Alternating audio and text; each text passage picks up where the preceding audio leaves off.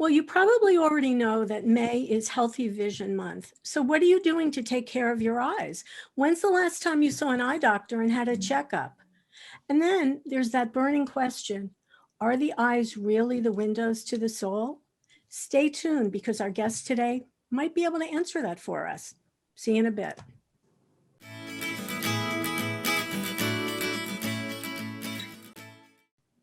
Hey, good morning, everyone, and welcome to Scan FYI. Hey, Mary Beth, how are you? Good morning, Andrea. How are you? Very good, very good. It's the month of May. It is, and a very important topic. Our eye health is essential. So today we have with us Dr. Del Negro. Good morning. How are you? Good morning. I'm doing great. Thank you. Thank you for being with us. My pleasure. So we only get one chance at having a healthy set of eyes, right? So we have to do the best we can to take care of them. And actually, the very first question, Dr. Del Negro, would you just explain for those out there who don't understand the difference between an ophthalmologist and an optometrist? So there's a separate school for optometry where optometrists go from college to optometry school. And then from there, they now actually have some intern residency kind of a things, and then they go into practice. An ophthalmologist is a medical doctor who graduated medical school and then did an internship and then a residency like other surgeons. And ophthalmologists are surgeons, and optometrists just deal with the medical side of eye care. Not surgery. Not surgery, correct. Okay. All right. Well, thank you. Thank you for that. My pleasure. Okay. We don't really have to address my burning question about the eyes being the windows to the soul because I know well, they are. I know it's true. It happens to be true. That's right. That's right. Absolutely right. So let's kind of get into it by talking about just a couple of maybe the top 3 vision issues that older adults need to be most careful about. In any order that you would. Oh, I'm sorry. I thought you were going to list them. No. You list them. So the most common eye diseases are, cataract is the most common cause of blindness in the world. And then macular degeneration is 22% of people over age 70, and glaucoma is also very common. So those are probably the 3 most common eye diseases that cause vision loss. So I think most people are familiar with cataracts, but maybe not with the other 2. So could you just give a very brief overview Sure. of what the other 2 are? So if you think of your eye like a camera, right? Cataract is a discoloration of the lens. The retina is the inside layer of the back of the eye. That's like the film of the camera. And the macula is the central 10% of the retina. So macular degeneration is degeneration of that part of the retina.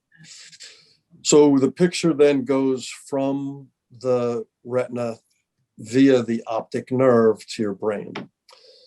Glaucoma is a group of eye diseases where typically high eye pressure causes damage to the optic nerve, and that's how people lose vision. And there's several different types of glaucoma, but the most common is open angle glaucoma that most people have. But again, this all underscores the fact that it's Healthy Vision Month, and you really only an eye doctor can diagnose all of this for you, correct?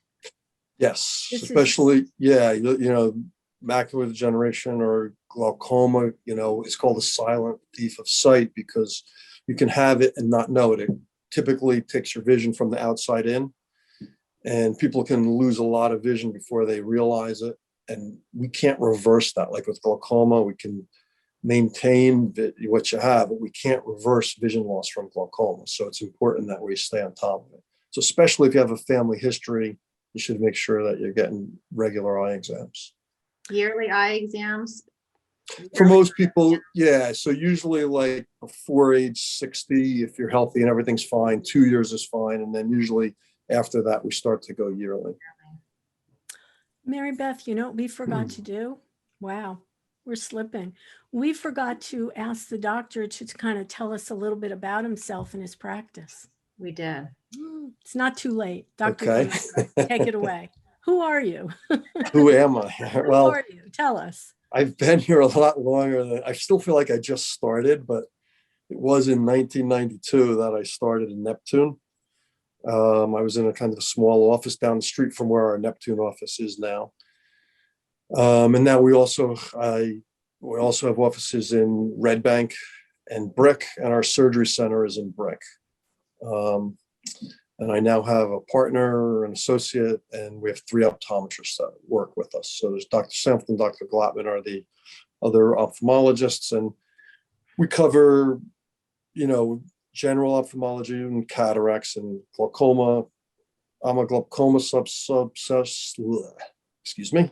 I'm a glaucoma subspecialist. Dr. Senft is a cornea subspecialist, and Dr. Glattman does retinal injections for macular degeneration and does plastics, eyelid surgery, as well as general ophthalmology. So we kind of cover the gamut there. All right, well, to our listeners out there, don't worry, because, as we always do, we will put a link to the doctor's website and contact info in the comments in Facebook as well as on YouTube. So you'll be able to reach out. Okay, Great. well, thank you for that. So, the other thing to talk about is, because SCAN does a lot of work on diabetes self-management workshops, and we're always telling everyone that diabetes can have a profound negative impact on your vision. So can you talk a little bit about that? So yes, fortunately, we see a lot, diabetic care has gotten so much better since 1992. That we see a lot less problems related to your eyes and diabetes than we used to. Good. But initially, it can be an initial way that diabetes can present is with blurred vision. If you have real high blood sugar, sugar gets into the lens of your eye, water follows it in there, causes swelling in the lens, and it can blur your vision and make you really more nearsighted than you really are. And it's one of the early ways that diabetes can be diagnosed. But what we really worry about is that over time with diabetes, it can have an effect. Diabetes is really a disease of blood vessels, and it can have effect on the blood vessels in your retina, cause leakage and bleeding, which is diabetic retinopathy.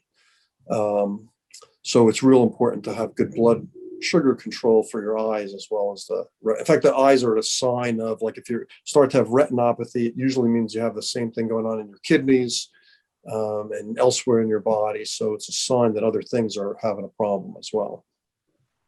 See, yet another reason to make sure you have your eyes checked and be really diligent about. Yeah, diabetics definitely need to have regular eye exams. Okay. Now, summer's coming, and we don't always talk about this for our eyes. We don't always think about taking care of our eyes in the, blaring sun of summer. But I think that's something we need to do, right? Absolutely, should protect your eyes from sunlight. Just like you wear sunscreen, you should wear sunglasses. They're UV light from the sun is complicit in cataracts, macular degeneration, and other eye conditions, pterygium, which are little growths on your eyes. So it's definitely important to protect your eyes from sunlight. And sunglasses, wearing sunglasses would be sufficient for that? Yes, I think sunglasses, and even in regular eyeglasses, we always prescribe ultraviolet protection in your eyeglasses, which is kind of a clear coating. Yeah. So it's not necessarily the tint in the sunglasses itself, but the UV coating that's on the lenses. And I haven't even seen sunglasses made without UV protection recently. Yeah, I know I know that every time I get my glasses, that's always something that, that anti-glare and the UV protection. Yeah. Yeah, the UV is definitely important. Doctor, how prevalent is eye cancer? Very uncommon. And we can see melanoma in the eye. So we always are evaluating people it's common to have freckles called choroidal nevi in the back of your eye. And we have to watch those just like any other freckle. So it's an uncommon cancer, but it can happen. There's cancers, you can have childhood eye cancers. I guess the most common thing is basal cell carcinomas, like skin cancers in the skin of your eyelids. and around your eyes that we Wow. see fairly commonly. So that we have to watch out for. It's another reason to protect your skin, and sunglasses will help in that area as well. So let's talk a little bit about nutrition and your eyes, because I think a lot of people don't realize that, again, you are what you eat on many levels, including your eyes. So talk a little bit about that for us. Yeah, so I think it turns out that pretty much what's healthy for the rest of your body is healthy for your eyes. And so vitamin wise, that's antioxidants. And the vitamins we're talking about are A, C, E, zinc, beta carotene, copper, selenium, stuff that you would get in a regular multivitamin. Other vitamins that get a lot of press, lutein, which supplements for vitamin A, and zeaxanthin, vitamins that are found in the retina. So those are important for a lot of eye conditions, specifically macular degeneration, where there's been a long-term study, which is probably out 25 years now. And a lot of people have heard of AREDS, AREDS, which is a mnemonic for the macular degeneration study. So for people with early and intermediate forms of macular degeneration, that's very important. It doesn't improve vision, but there's a 25% less incidence of progression of macular degeneration, people who take the vitamins compared to people who don't. So I think that's very important. So I had a couple of notes here. There's a couple of other things like the Mediterranean diet, which is basically good fats, which is, like omega-3 fatty acids, olive oil instead of butter. Good carbohydrates, which is, brown rice instead of white rice, sweet potatoes instead of white potatoes, stuff that you probably hear from your medical doctors, that nutritionally is good for you. Omega-3 fatty acids have also been found useful for people with dry eyes. So I always tell people to take it because it's healthy for your heart. It's healthy for a lot of other things. But that can also be found in salmon and other fishes. So those are important things, I think, in terms of nutrition.